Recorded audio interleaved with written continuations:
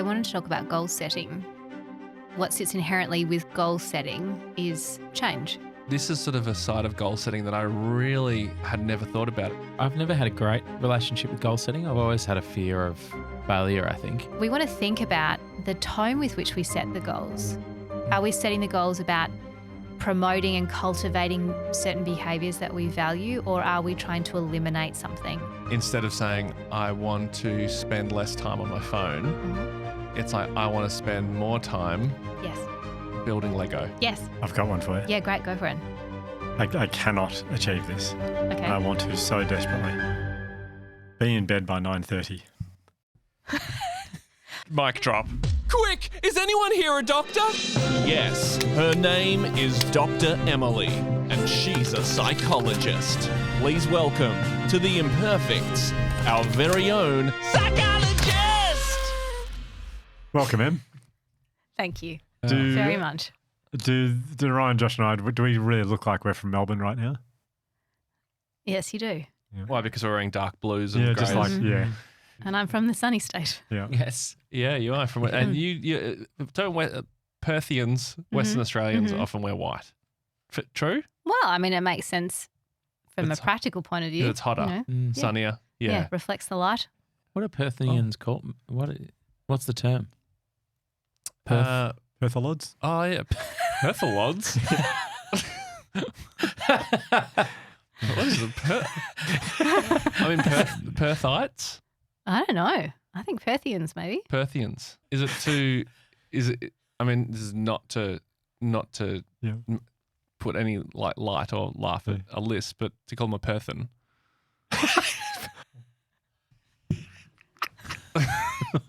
Perthan. A Perthan. Yeah. A Perthan's probably not right, is it? I don't think we can say Perth. I think we can. No, we're not. We're I absolutely wasn't laughing at the lisp. I was laughing at how close it is to saying like person. person. Yeah, Yeah. I mean, that's why I thought. That's the funny bit. Yeah. Mm.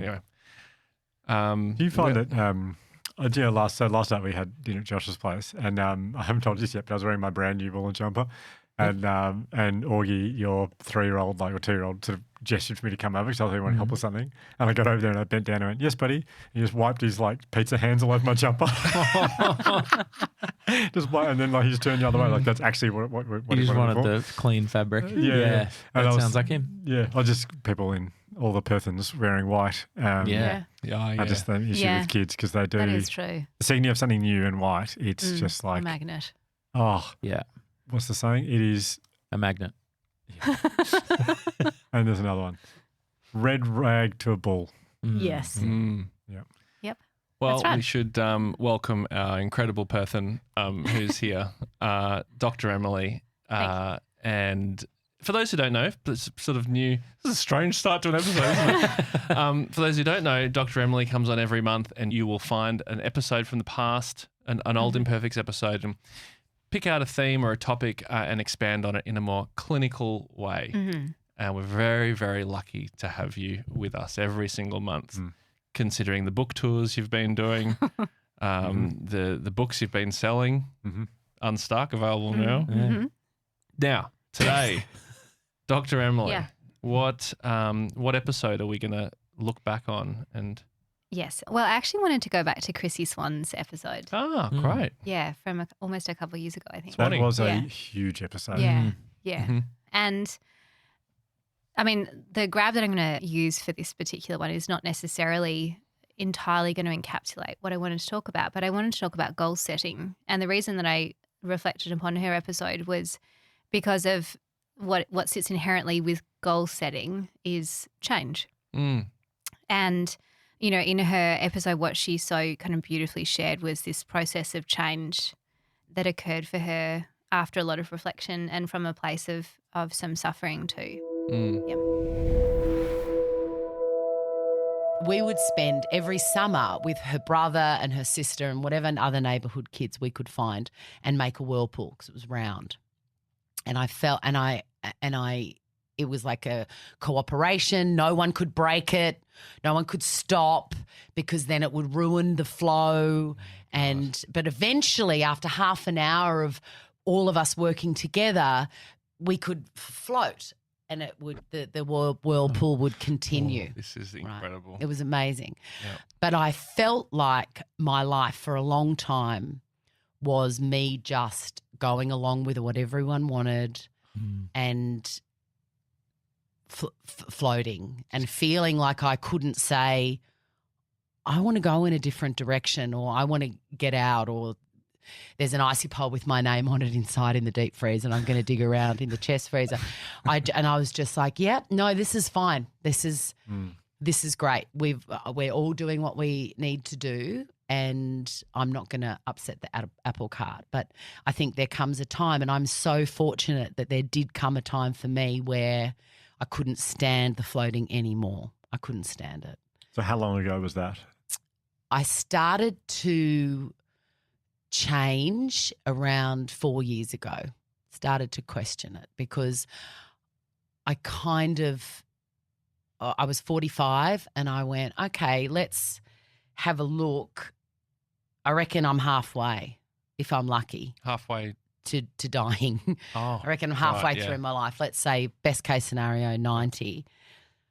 Because things were just going to stay the same.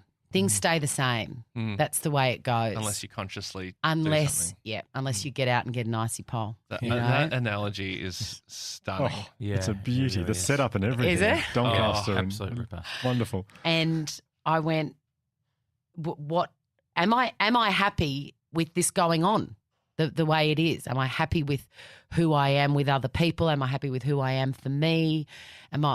What do I want to change? And then I started to walk, and I get emotional thinking about it because walking has absolutely changed my life. Really? Yep. Every because day you're walking. Yeah. every day I walk, and there's, I now say if there's anything troubling me, it's hard to make changes and look at stuff, and you don't want to do it. You want to stay in the whirlpool because it makes everybody happy. But nowadays I'm so attuned, and if something feels wrong, I say I'm going to walk on it. And sometimes that takes an hour.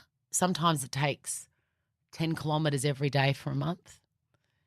But I get the answer What? in the end. That's beautiful. It's It is. really, and now I'm obsessed with reading books about walking because it's really changed my life, and I want someone else to tell me that it has changed my life, and it has. Love that.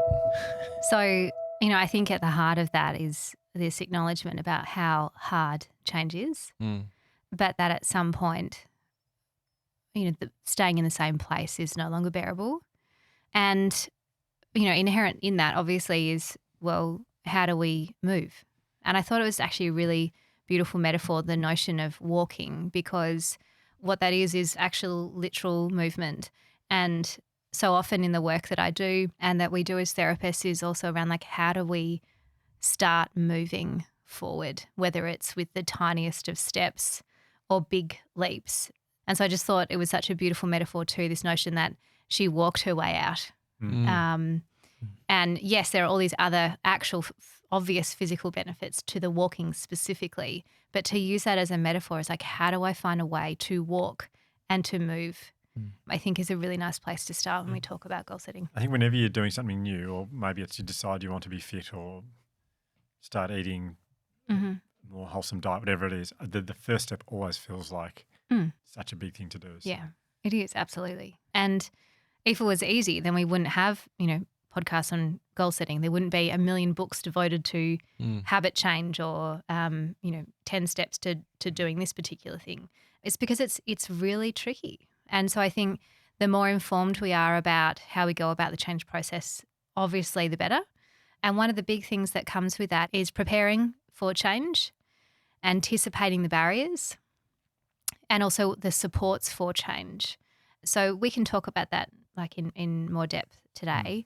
But I'm just curious, from your point of view, what's your experience of specifically goal setting? What kind of shows up for you as we talk about that? The thing that gets in the way of me actively setting a goal or saying out loud to someone or to myself that I'm going to do this thing is the fear of not doing it and then Mm-hmm. failing. So it's like, well, if I set the goal, then I'm setting myself up to fall. So there's a risk there. Yeah. Yeah, absolutely. Yeah, I've never had a great relationship with goal setting. I've always sort of avoided it, and I think it's very similar in that I've always had a fear of failure. I think of not meeting that expectation or getting there. Having said that, I guess the gig that I did last year was very much like a public goal, so that was very, I think, counter to. That was very abnormal for me, I think, in my life.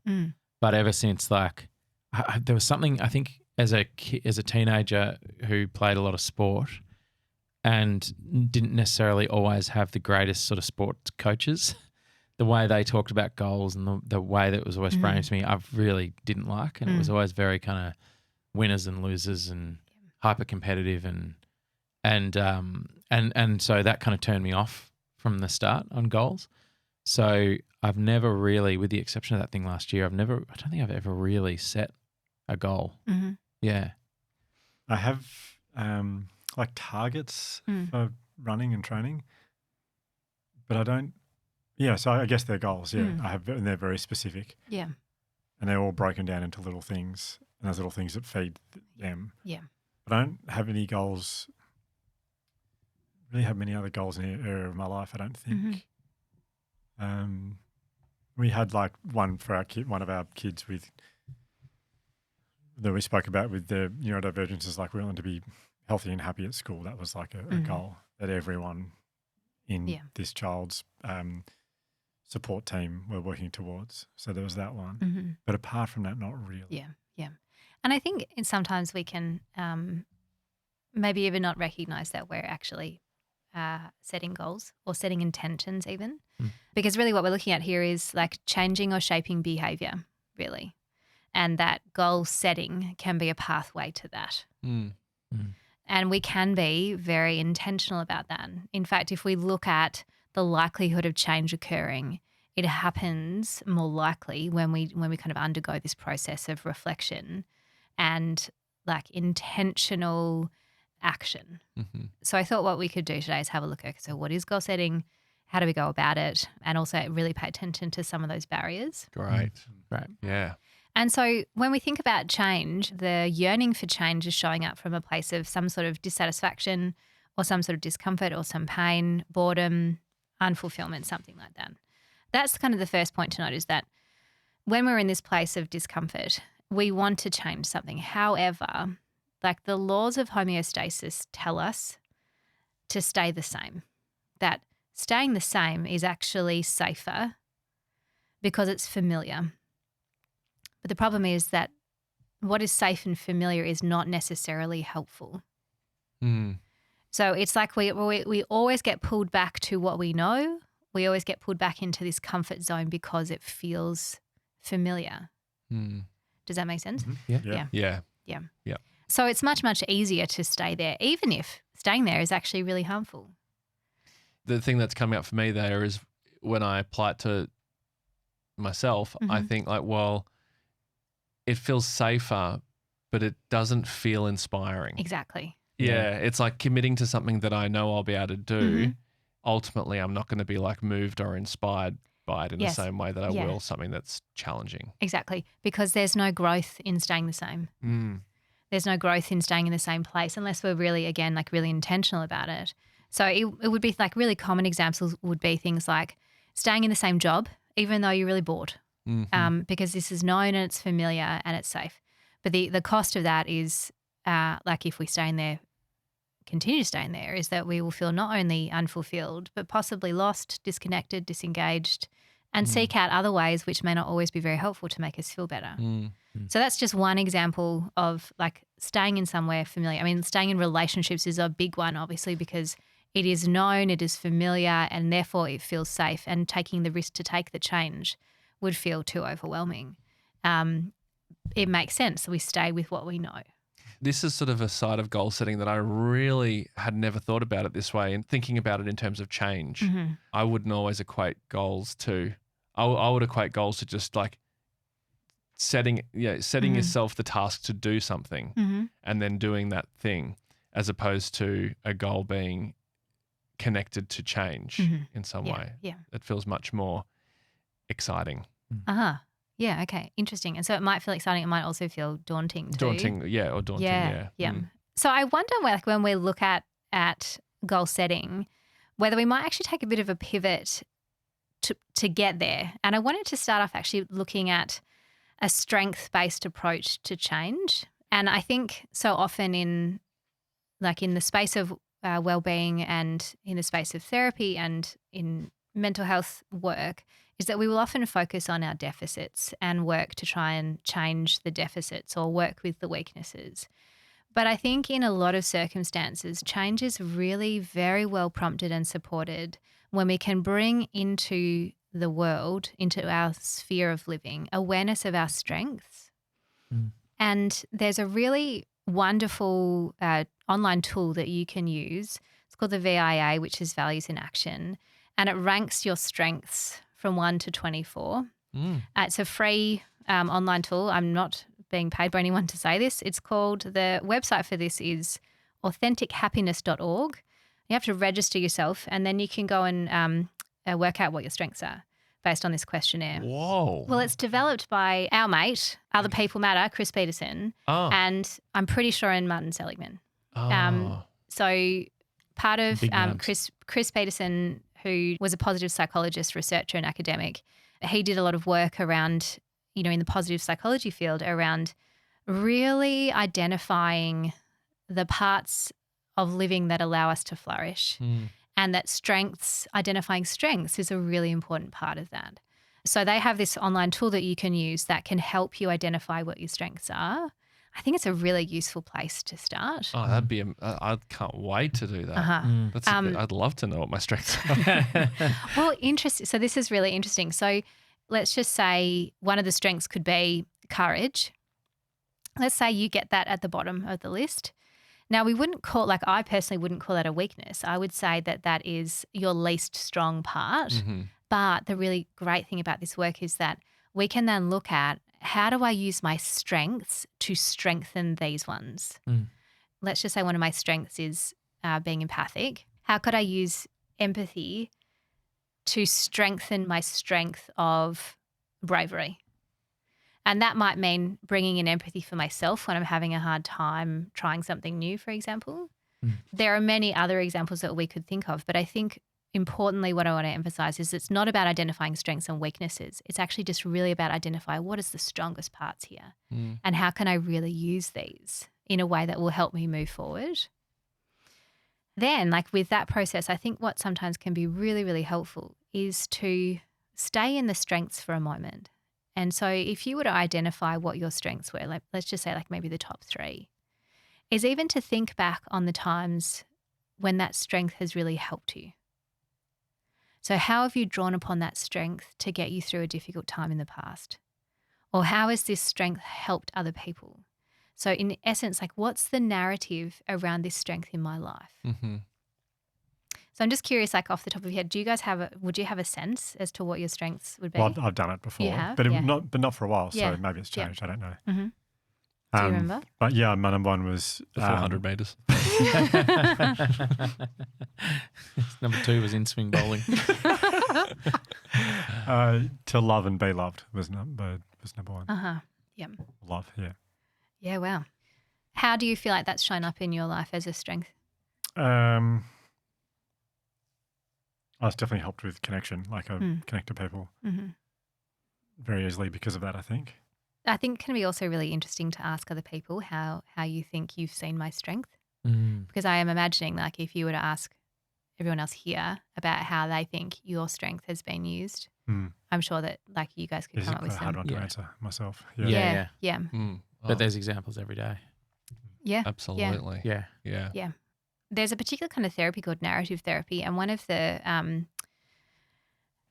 I'm not highly skilled in this area, so this is not necessarily my area of expertise. But what I am aware of is the fact that in narrative therapy, what we're working with is what's called the dominant story, and the dominant story is often all the unpleasant stories that we tell ourselves that has defined our lives. So we're dominated by this story about ourselves, and what we want to bring to light is the story that has been running parallel that we haven't been able to pay attention to. or that we haven't been able to bring into the light. And I think this strength-based approach really helps us to do that. Is so, there could be an invitation, for example, to think back on writing a story from the perspective of your strengths. So, seeing if you can find milestones or small moments where my strengths have really helped me or helped other people. So thinking about your life with the strengths being like the main theme. Yeah, rather Of the than it story. being a deficit story. Yeah. Um, Yeah, rather than it being like a story of like how you overcame this struggle. Yeah. I guess it could be if the way you overcame it is the strength. Exactly. Yeah. Yeah. Yeah. Oh, that'd be really Yeah. interesting. One of them is humour and playfulness. And if that's not your strength, I'll eat my socks. Or listen to top 3. God, I really hope it's not a strength now. Be a very special bonus episode where Hugh eats his own socks. Now there is a bit of an overlap between strengths and values, and that can feel a little bit unclear perhaps. Let's say you have a value of courage, being courageous, but perhaps it's not your strength. Mhm. So you might really value, Yeah. hold a that's lot of challenging. value in being courageous, and you might really deeply admire people who are courageous, but it may not be a strength. That's that's really interesting because when I was coming up with my values, I came up against that a lot, and it actually took me quite a while to figure out what my values were because I would think like, oh, it's almost like I wanted that to be my value, and I couldn't quite figure out where it was like, well, is that just me? Is that just me being honest with myself, or am I just being like aspirational? Mm-hmm. Do you know what I mean? Well, I think that's a good question. They're deeply personal for a start and chosen by you. So if you choose them because they resonate with you, then that's a value, even if it's not a strength. Yeah. Okay. So even if you're not acting consistently with it. Mm. And in fact, that's the heart of the work that we're doing often is that usually distress is arising when we're not living in accordance with our values. It doesn't mean that we value them any less, but they may not be a strength.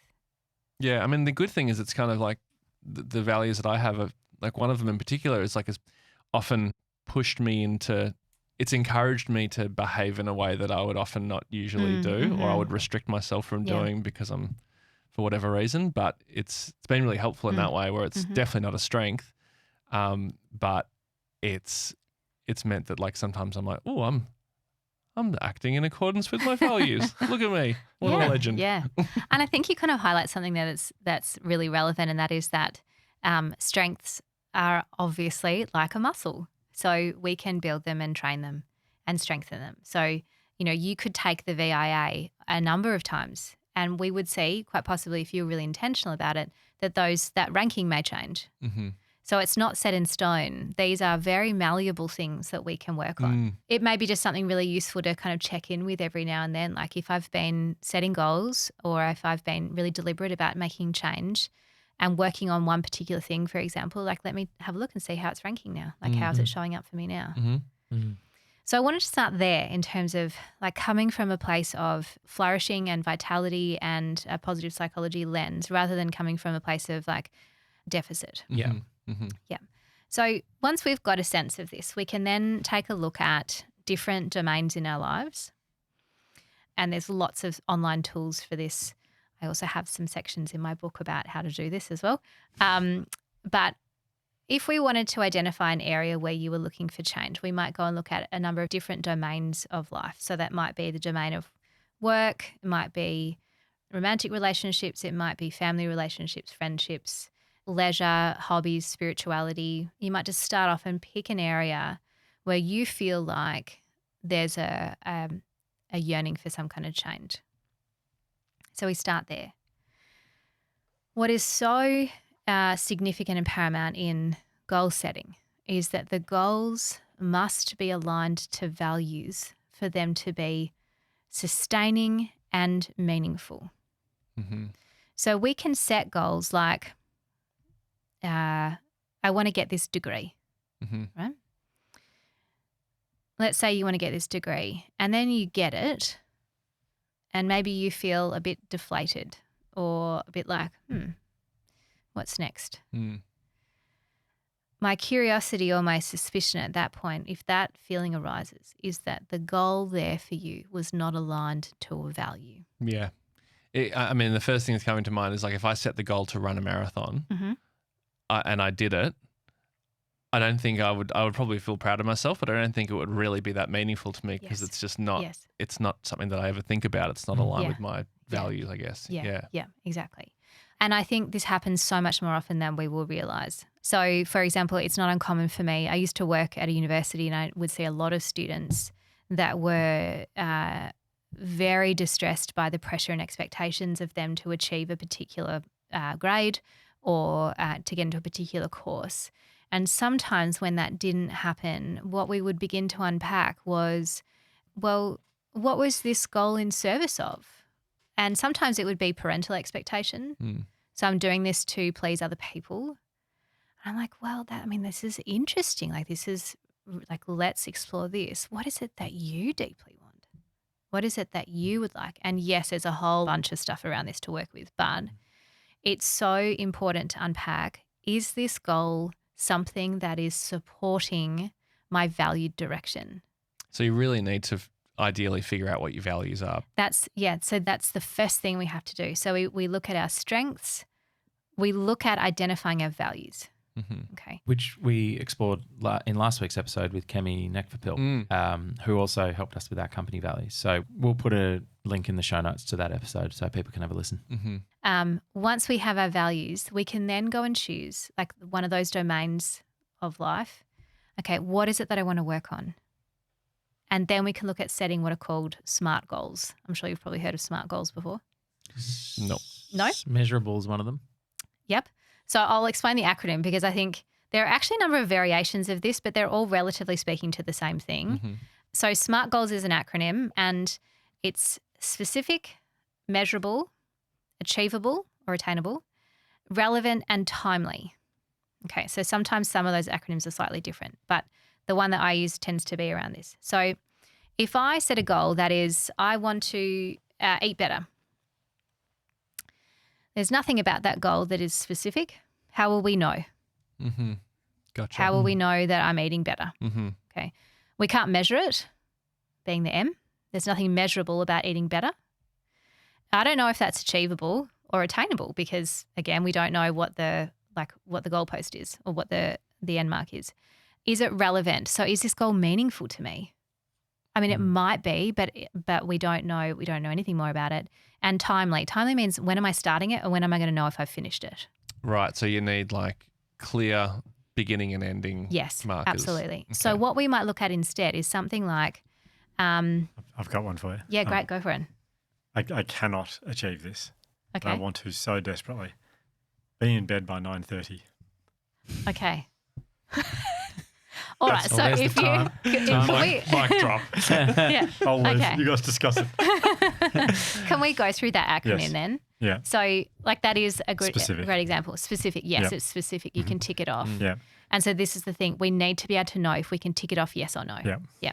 Specific 9:30. And then is that every night? Yes, every night. Every single night? Yes. Okay. All right. Just go to bed, Hugh. Okay. That's what I say to myself. Yeah, I got that.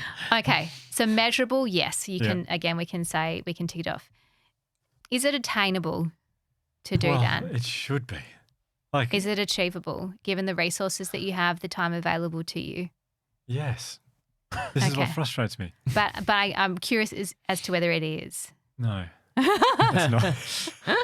Well, I can't do it. I've been trying for like 2 years and I can't do it. Okay, so that's interesting information too, I've been right? trying so hard, Em. You okay? No.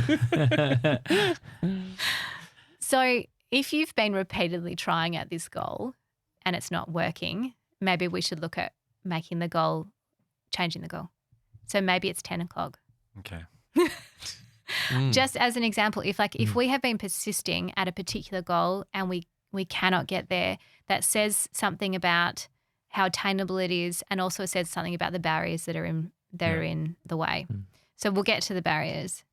So the attainable, achievable A part of that acronym is questionable maybe. Yeah. The relevance, what does it mean for you? It means a lot. It's the one area of my well-being that I just is letting me down. Okay, what And difference since would it Maria's make? episode, I'm Yeah. stressed at what I'm missing out on. Yeah. I'm not remming it up enough. Okay. That's Maria Roberto's episode on Yeah. sleep earlier Yeah. this year. Okay. Yeah. So it has a great deal of meaning. Remberto. That is a rapid eye movement, REM. Remberto. Second. You're railroading Dr. Emily's. Sorry, no, I'm not. No, I want help. Yeah. Too many acronyms at once. Okay.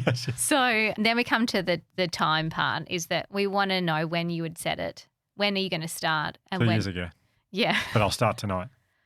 Okay. So like if you were in therapy, what we would do potentially, and this is all individual experience obviously, is that we would want to look at how we make a committed action, some sort of commitment to starting that. Yeah. But we want to look at the barriers before we get there. So again, like something like that, what do you see as the barriers?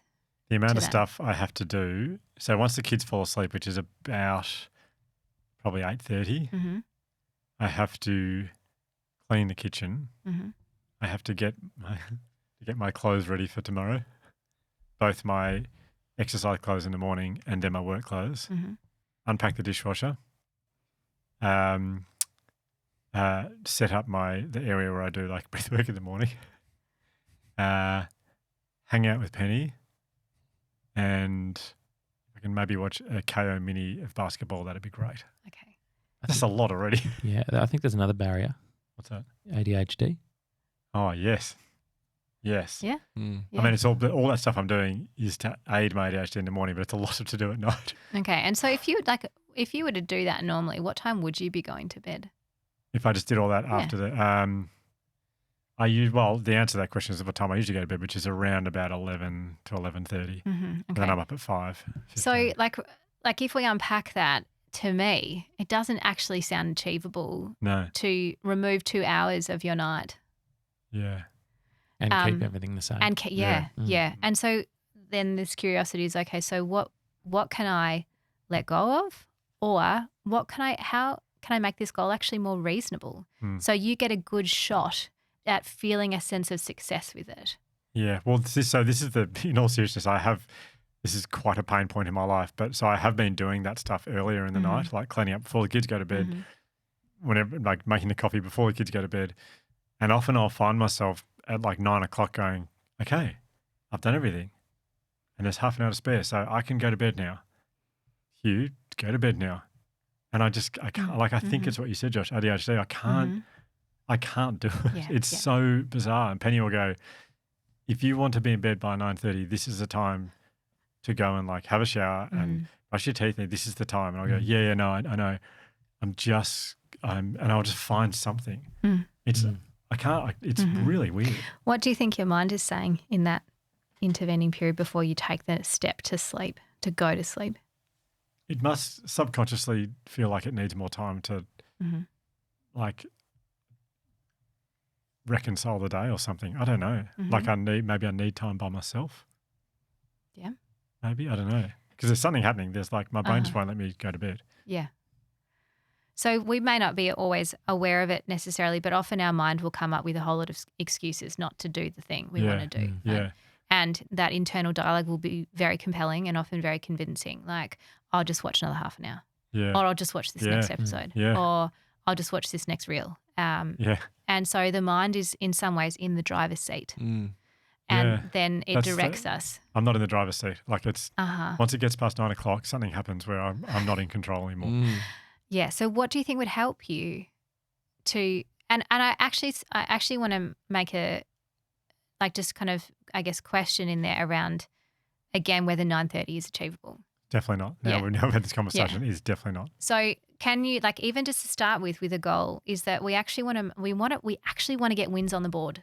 Yeah. Because if you've been sitting with this goal for 2 years, what that also brings with it, if we were to look at like a more significant goal as well, too, although this is probably very significant in terms of life, health and stuff, but that if you have this constant sense of failure, of I can't do this, what's wrong with me, that actually becomes really detrimental to our sense of well-being as well. Mm. So we want to be able to set goals that are a little bit of a stretch but are attainable because we need a reward. We need some sort of reinforcement for this change of behaviour. Mm. So, if this has been sitting with you for 2 years, then what would it be like to make the goal a little bit more flexible? And so maybe it's not for example, just hypothetically, Maybe it's not every single night I must be in bed at 9:30. Maybe it's I can go for 2 nights of the week to start with. Or maybe it's 2 nights of the week I'm going to go to bed at 10 or 10:30. So we have to look at like realistically what is giving me a chance of success here rather than failure. How does that sit with you? Right. In my head, I was thinking not days of the week. I was thinking of adjusting the time. Mm-hmm. I mean, whatever works for you, really. I chose the number. I chose 1023. Okay. Michael Jordan's number. Yeah. 1023. So I wonder, like when thinking about this, how we can support those sorts of goals. There's lots of different ways we can do this. But even just kind of staying with that as an example right now, making a public commitment to a goal makes it much more likely we will stick to it. I've noticed recently that I will behave in the way that I want to behave in terms of like going to bed if we're talking about going to bed at the right time, getting up and doing exercises, all the things that I like want to do, like achieving my goals. I'll more often than not do them if I'm being observed by someone else. Usually it's true. Jam. Yeah. So it's like if Jam is away for some reason and I'm home alone, I will stay up later. Yeah. And I will be less likely to get up and do the things because there's part of me that likes that Jam will go like, wow, he's impressive. Yeah. It's a weird thing. It is like it's absolutely a phenomenon. I could get this wrong. I really could get this wrong. This is really going back to like first year psychology, but I'm pretty sure that's called the Hawthorne effect. This sense of this experience of being observed. But yes, of course. And I think we need to really use that to our advantage. So for example, with things like something like studying, often I would make a suggestion of going to the library to study because you're being surrounded by other people also doing the same thing. This is why I like working at cafes. Yes, exactly. As opposed to working in like a room by myself. Yeah. So we want to find ways to scaffold and support the goals that we're setting. So yes, making a commitment, for example, like Hugh saying 1023 here on this podcast, this is a public commitment, right? Now, we will talk about what happens when we don't make it. That's another thing. But by doing this, it's you willingly leaning in to a committed action that is also going to be held and supported by other people hearing it. So that's one thing. But yes, definitely we always do better when we're being observed by others. There's another phenomenon called body doubling. It's not a phenomenon, it's a strategy called body doubling. And some of the research that they found is even things like if you're struggling with for example, a study task, writing task, some sort of task that you have to sit down and do, even watching someone on YouTube studying themselves increases your capacity to stay with the goal, with the task. Wow. There's this thing that Jam has ADHD and she often struggles. She edits these episodes. So hi Jam. It's like to say hi to her when I talk about it because she's I'll be home for about 5:30. But I think that I don't know if she got this idea from someone or whether or not she thought of it, but either way, this is what she does and it really helps, is that if she wants to get a task done, and it might be like doing the washing or it might be like editing the podcast or whatever it is, but she'll set up her phone and film herself with her own camera. Wow. Yeah. And that really helps her get things done. Yeah, that's great. Just knowing it's Same being kind filmed. of Really clever. yeah, and it's a level of accountability. It's a sense of being observed. There may be some weird thing about not being alone in that too. I don't know. That's just a hunch potentially. I was just going to say that I can see that is definitely the truth. Otherwise, run clubs wouldn't exist, gyms wouldn't exist. Yeah. Like there's so much anecdotal evidence out there. But I've always found it to be the opposite for me. That as soon as with the exception of that gig last year, but especially around fitness mainly, if I make a public commitment to do something and I can feel the eye rolling of everyone around me and the shame comes in and I stop. However, at the moment, I've been, and we can get into this in more detail if it's relevant, but due to which I've already spoken about on an episode or two ago about some struggles I've been going through. I've been trying really hard to set some actions in place. Rather, I don't necessarily. I guess the goal is to engage with life more and to no longer exhibit signs of depression. I've been putting some stuff in place and it's been really good and I've been loving it. But I feel like I really want to do that by myself and I don't want to tell people what I'm doing. So I don't know what's going on there. For almost everyone I know, they prefer to do exercise with other people.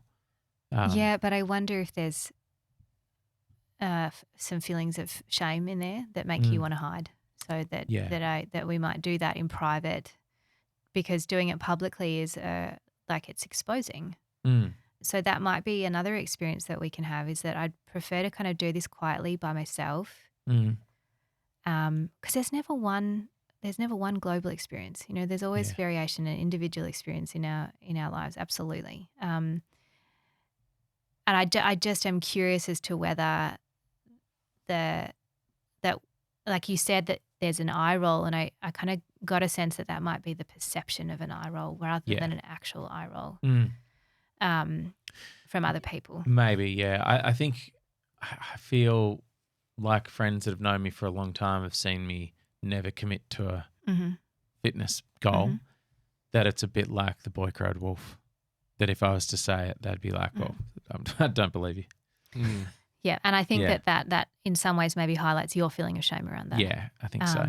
Yeah. And so maybe you don't want to tell people in case, I mean, there's a risk there of failure, right? That's why we don't want to tell people, is that if I do tell people, then I'm up for ridicule, rejection, whatever it might be. Yeah. A sense of public failure, absolutely. And that's why also, like when you did that gig, like that was turning in the face of risk. Like that's an act of vulnerability there. Yeah. And I'm curious, like what strengths do you use to get to do that, for example? I don't know what the strengths are, but that's that is a goal and an outcome that I've always really wanted. I'm not sure how much I really want to be a fitness person. You know? Yeah. Like and the commitment of doing that was akin to setting, I don't know, maybe a marathon's a bit far, but like a half marathon. It's a similar thing that required a lot of time and effort and discipline. But I don't know. I think for me, the difference might have been that I genuinely wanted to do that and enjoy performing. Yeah. Whereas I don't think I genuinely enjoy exercise. Yeah, that's really fair. Yeah. I'm curious, do you enjoy the after effect of exercise? Yeah. Usually not, but since embedding it, I have enjoyed it a lot because of the mood that I've been in. I can feel it affecting some of the moods and behaviors that have scared me a lot. And I can feel it as I'm almost seeing it like medicine at the moment. And so I'm taking my medicine. Yeah. Yeah. Very significant for you because you've never ever had that. No. Oh, sorry, that's not true. I think when you're at school, you enjoy it. Maybe. Yeah. Yeah, potentially. But since leaving school, exercise you've never felt good after it. It's always. No. And I had an interesting moment that really rang true with the strength to your weaknesses. And I have talked about this before on the Tea House Week episode that I did, which we can link to in the show notes. But I thought, like the first day, I'm like, I'm going to get up and do exercise, and I have something I got to get over where I tend to push myself way too hard, and I did quite a hard class, and Tabata. yeah, it wasn't good. It was a HIIT class. That was a HIIT class. Yeah, and I found myself halfway through saying, "You've got a choice to get really negative, like you always do, or you could. Why don't you talk to yourself the way you would talk to your kids if you're doing it?"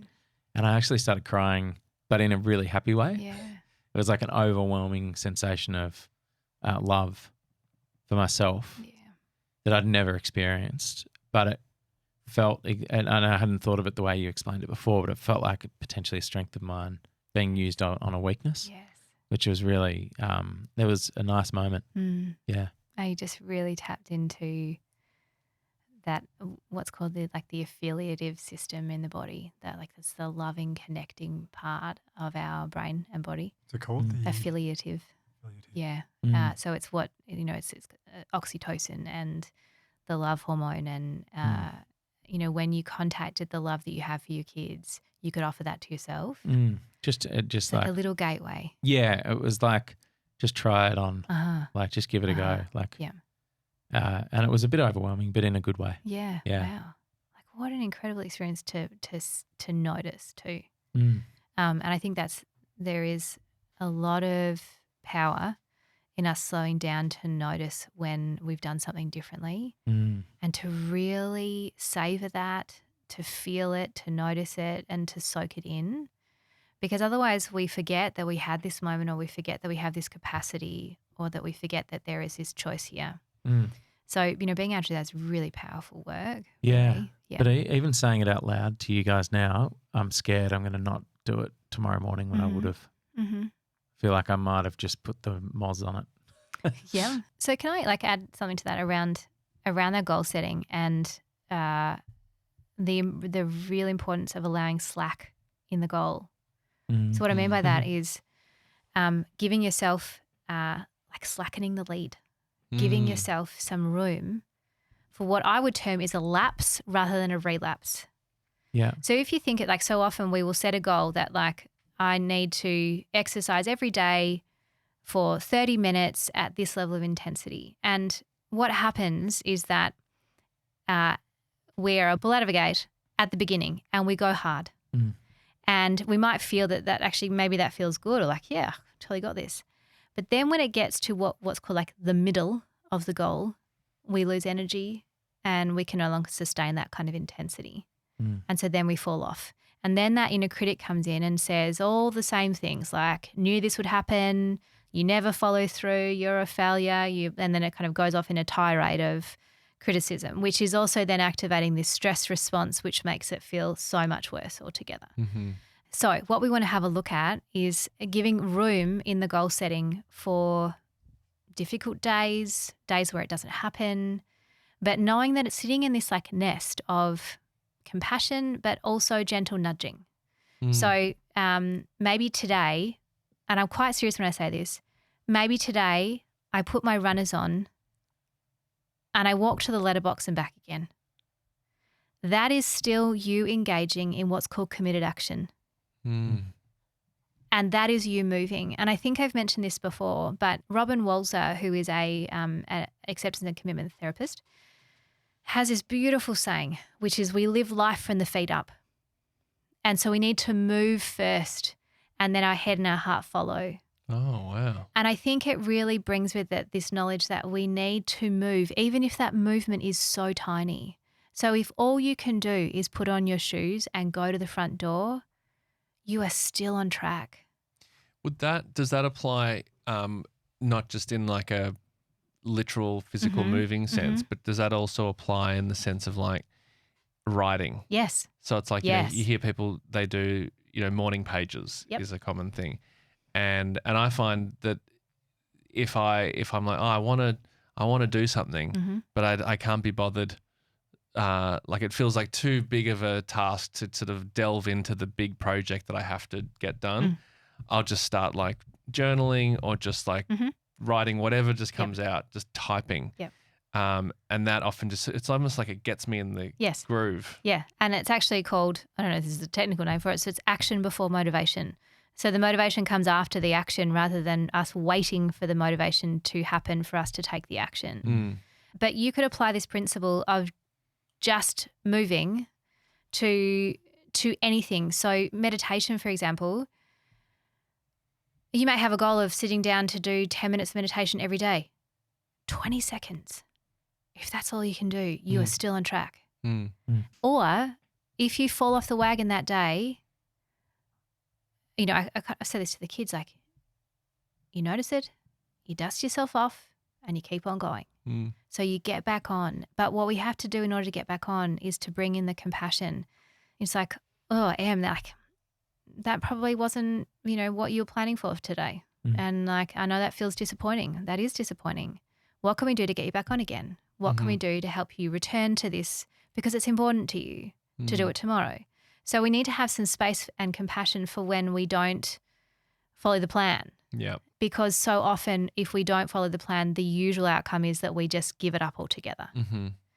And then that just reinforces the same old patterns. So self-compassion is really key. Mm. I often do this with my clients, is to think about what would be like your inner cheer squad. Mm-hmm. So, you know, in those, like usually the moment towards a goal that is the most difficult is the one that gets you moving first. So like, for example, if you're going to go to the gym, usually like if you have to drive to the gym, usually you being in the car, you've already done the action. It's actually just the decision in that moment that is the most difficult to actually move, right? Mm. So if you can catch yourself and you can notice the thought. So I'm noticing I'm having the thought, I don't want to go. I'm noticing I'm having the thought, this is really hard. And then can we, whilst holding this in awareness on the one hand, can we also bring in, like what you might like to create is like your inner cheer committee. And I think Rick Hansen also talks about this as a psychologist and author, is just like, how do you bring in the people that you imagine in your mind that's sitting inside there saying, you've got this. Mm. And you can have on this committee whoever you want. Like it could be your kids, it could be your partner, it could be a parent, it could be like a celebrity if you want. Like, because we can be playful around that. And it's not, this committee is not here with a whip and a stick telling you have to go and do this. It's actually more of a nurturing, like, you can do this. I've got you back. Just give it a shot. We're here for you. This is where I see like the future of AI being really helpful. Yes. Where you can literally have like Yes. a celebrity cheering you on, like a video of a celebrity saying, Yeah. "You can do it, Rye Guy. You got this." Who was that Who's celebrity? that celebrity? I don't know. It's just a random American. But yeah, it could be anyone. So yeah, you could think about like who's on your committee. Yeah. Mm. And it's kind of similar to what, you know, you did in a really beautiful way, Josh, around like even kind of bringing in your kids to imagine like how you would talk to them. Yeah. I've got this. I feel like I want to try out a metaphor, and you can all Good. see if this Yeah. resonates for you or not. Hang on, does the metaphor align with your values? I think it will. Great. Yeah. I have has anyone here ever tried to train a vine, like a creeping yeah. plant? Yes. You have? Mhm. Yeah. So especially if you want to get like coverage across a fence, you kind of got to, the metaphor for me is that like the finished vine, that goal is like a beautiful full person. Like that's the you that you want to be. Mhm. Is that like yeah. finished Yeah. vine, Like that's the all evenly distributed. evenly distributed, Yeah. lovely vine that covers the fence or trained up along a thing. I find that when you do it, you get sort of a few sprouts and they're almost like the ideas of the little goals to Yeah. get there. And you've got to be really gentle with them at first and Yes. very delicate and place them where they need to go and share it because you don't want to snap them. And some of them, as you gently train them, you sort of every day going out there and doing it and spreading them out to get them into where they need to be. And you can train one for quite a while and it's working. And then for whatever reason, that just starts to stop growing or doesn't work and another one will start to take off. But you kind of got to have multiple ones going at once. Some might not work, some work better than others. But the more you train them and the more delicate you are, the stronger they get. And then suddenly there's a vine that is like stronger and you can't really change the direction of it's been embedded and it is what it is. And it feels, does that metaphor work for this? I think so. I think that's really lovely. I think that, and it really is testament to the nurture that we have to give ourselves when we're growing, like really, like that's what it is, right? Is that we're growing something, we're changing something, we're building a skill.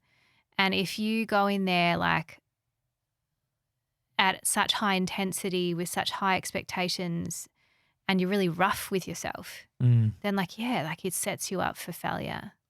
So I think that's a beautiful metaphor, like about how you gently nurture this change. And for me also that if, say, at the moment it's getting up and getting on the bike, that could be one of those things. Yes. One day that might not be what I want to do anymore. And that Yes. doesn't mean it's a failure Yes. because maybe I just need to nurture another branch now Yeah. instead. And so maybe, for example, on that day when that, that just doesn't seem possible today, maybe you can also bring attention to something that you're doing that is in line with what you value. Yeah. So, no, I didn't I didn't go on the bike today, but I also had like this beautiful moment with Charlie.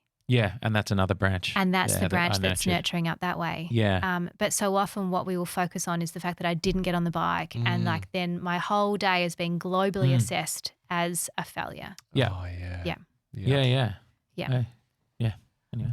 Great Try it on. metaphor. Yeah. Right. Yeah. So yeah, absolutely. Like that, we have to bring in a compassion, and we have to allow ourselves to fail and to make mistakes, but also to get back on, to keep going, and to also notice what else is going well. There are so many things that we could look at when it comes to goal setting. What I do want to mention is the phenomenon of the fresh start effect. And this was developed by researcher Katie Milkman. And this is very logical, but basically that we are much better at making change in the place of actual change or milestone events. So they could be like you get a new job. And so now because you get a new job, you make changes in other parts of your life. Now I have a new route to work, which means I stop at this other coffee shop, or maybe I'm riding my bike to work now. So that change has prompted A domino effect. an opportunity Yeah. for other changes. So this is called the fresh start effect. Yeah. So what other changes can I institute? It might be you've moved house. It may be that you've got married or there's a child. So what does this change? How can this change prompt other changes? That's cool. We lost the car keys, so I've ridden 2 days in a row to work. Yeah, great. Have you? Yeah. And then there's the other, there's arbitrary milestones. So the ones that we will often get like a sense of urge for motivation, and that is like around New Year's, around birthdays, milestone events, retirements.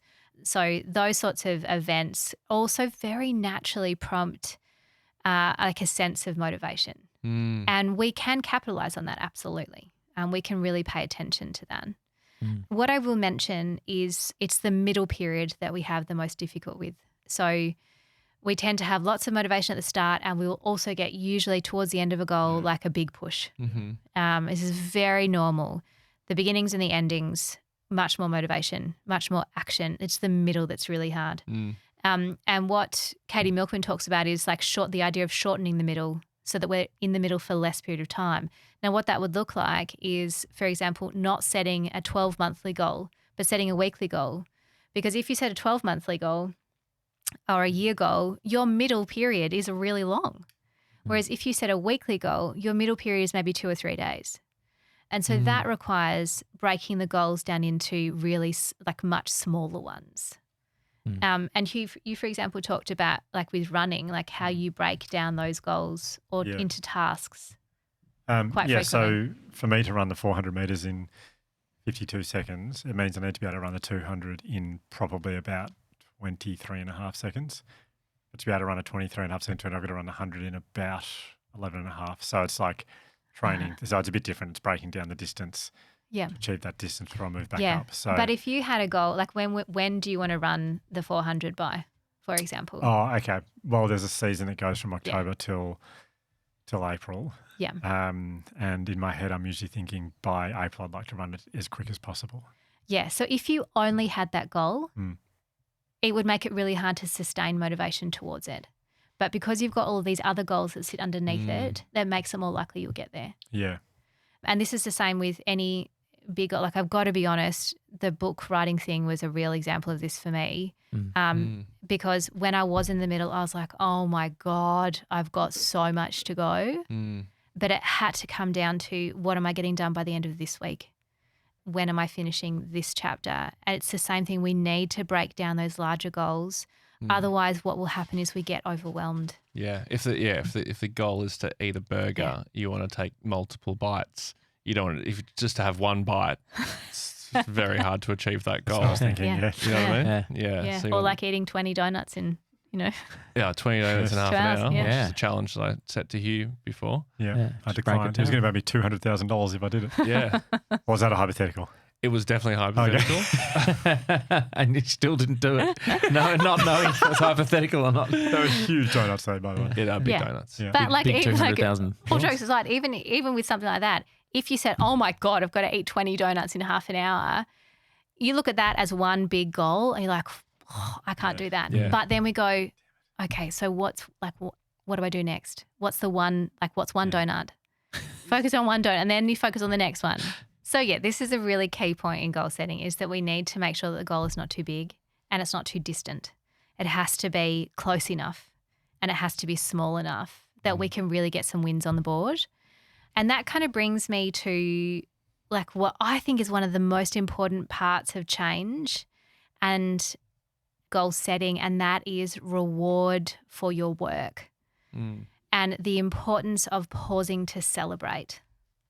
Because so often what can happen is that we work so hard at something, we persevere so hard, we get it done, and then we don't stop to celebrate it. And then we don't get to soak in like the pride, the feeling of excitement, joy, and to really savor that my efforts resulted in this good thing. So it's really important for me, like it's certainly kind of growing up in my family, that we would always celebrate achievements. And not that it was that you wouldn't get a celebration if you didn't do well, but it was more like this is a hallmark of pausing to really pay attention and honour the work that you've put in here in some ways. And I think like that in the change process is really, really important, because otherwise it just slips off. Yeah, that's an interesting thing to think about. It makes me think about like for a couple of years, like 4 or 5 years ago, I sort of committed publicly to make a video every month and release a video every month. And that was really, really good in terms of achieving goals, because every month I did it, and it was great. But I didn't really get a chance to celebrate each one because I was immediately onto the next one. Yeah. It was a strange experience that the worst part of it was the releasing of the video, which many would think that would be that's the fun part. You get to put it out into the world. But by then I'm already, the dread of the next one is set in, like, I've got to do another one now. What can that be? And I don't pause to celebrate. Yeah, and I think that is really a good catch in there. It's like, how do you slow down enough really just to acknowledge how hard this has been? And even equally, if something hasn't worked out, so I don't know, let's just say that, you're running the 400 and you don't get the PB. Like, this is a real challenge, but also there is a space in here to acknowledge how hard I've worked, even if it didn't work out in the end. Because what we can glean from that are the strengths that I drew upon, the commitments, the time and the sacrifice, and that is all really meaningful stuff. And maybe we didn't get the actual end goal that we were looking for, but it's still on track to how you want to live your life, right? I've run a PB in three years, and every year I think maybe due to age I'm getting just a tiny bit slower, but I'm totally fine, because it's like the actual what it's encouraging me to do is just so rewarding. Yeah. And I think this is the thing, and we've spoken about this in many different instances, is this notion of process over product. It's the engagement in the process and in the doing, rather than the outcome that we're looking for. And I think this is particularly relevant when we look at the way we set goals and whether the goals are what's called goals of avoidance or goals of approaching. So you could, for example, set a goal like, I'm not going to eat any chocolate this week. I don't know. Or you can set a goal of, I'm going to have 3 healthy meals. This is hypothetical. Now, if we look at the outcome of those two, let's just say you didn't eat chocolate all week. Most often when we're setting those sorts of avoidant goals or goals of reduction, for example, is that when we get to that goal, we will most likely feel relief, but the intensity of the emotional response is less. But if you set a goal which is approaching behaviour, so cultivating the kind of person that you want to be, for example, is that what we notice is that we will experience pride and joy and a real sense of like fulfillment and achievement. So we want to think about the tone with which we set the goals. Are we setting the goals about promoting and cultivating certain behaviours that we value, or are we trying to eliminate something? Now, of course, there are circumstances where there will be goals around, if there's things like addiction, for example, or anything where there's a harmful behaviour. Yes, of course, we want to look at reduction in those behaviours. But more generally speaking, those like approach behaviours are much more sustainable. Is it kind of like going, instead of saying I want to spend less time on my phone, it's like I want to spend more time Yes. building Lego. Yes, 100%. Yeah. Yeah, great. Yep. Yeah. that sounds more exciting. Whereas the less time on your phone's like, it's so much negativity attached to that. And then if you do it, and even if you do set, even if you can measure it, and it's a proper goal, it's a smart goal, it's still there's a sense of like, oh, I did it, and there might be a sense of pride, but there's no you're not adding anything necessarily. Yeah. Whereas like going like, I'm going to spend 10 hours building Lego this week. That's 10 hours that I'm not looking at my phone. Exactly. That's great. Yeah. And you can really see there, I mean, both would be aligned to values potentially, like in both directions. But we could really see that like, okay, so spending 10 hours of Lego, how would that support your values, do you think? Like play. Yeah, exactly. Now, you could say the same thing maybe for not being on your phone, but it would be more difficult, I think. Definitely. So like, doesn't quite work. As well. Yeah. So this is really very valued-led choices of actions here. That I'm being guided by my values, and that also like we can pause and notice that and like, woo, like I'm like values directed. Like that's a really nice moment to practice as well. Yeah. Great. There are two more things I just wanted to mention. One of them has to do, this is a very kind of trivial, a little strategy or tool to use. Again, this was developed by Katie Milkman, and it's called temptation bundling.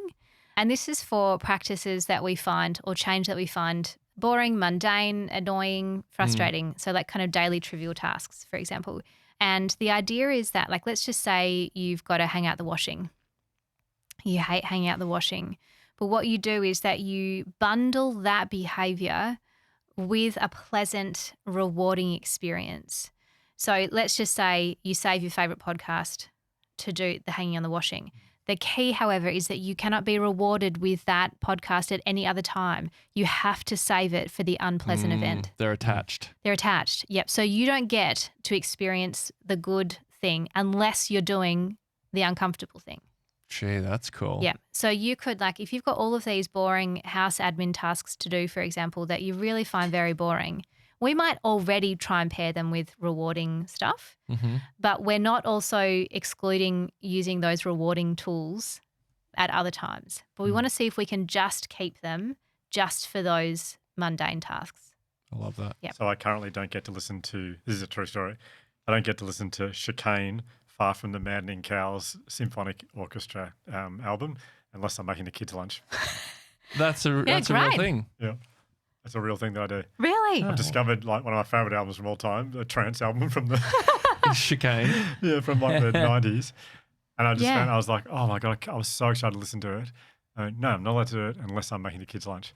And so every morning. That is exactly it. Every morning after I don't return, I'm like, yes, kids lunch. Yes, And I think totally of Chrissie it. Swan and think how That's much she would clever. faint at the thought of that. But Yeah. it's been It's 100% that. it's And unbelievably powerful. And I must say, like, this is going to be super daggy here, but Can't be worse than Chicane, but yeah. I have one of my good friends is a spin instructor, and I sometimes go to her class.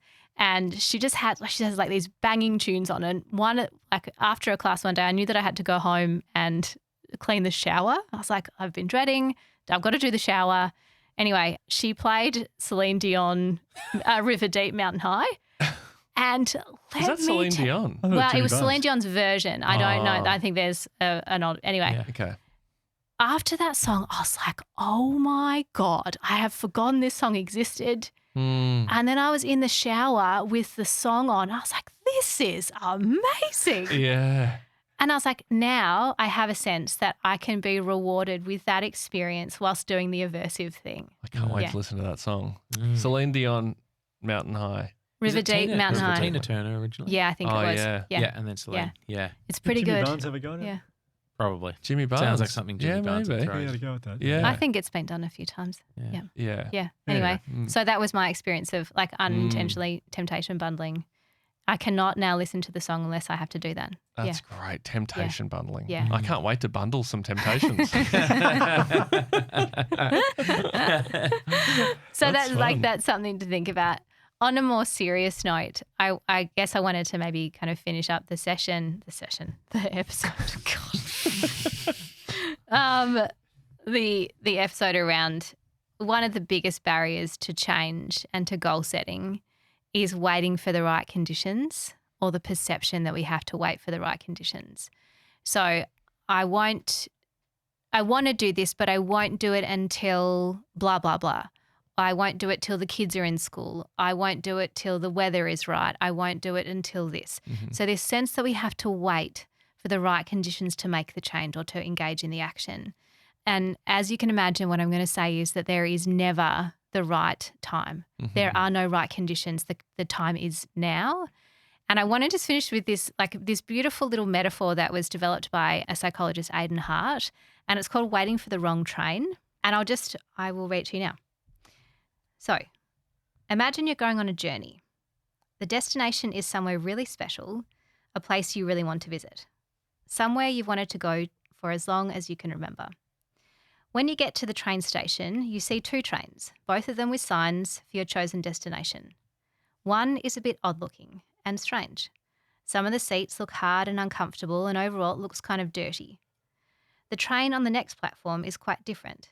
It looks familiar, safe and reliable. The sign says it has air conditioning, a cinema and a fancy dining car with free all-you-can-eat French cuisine. Mm-hmm.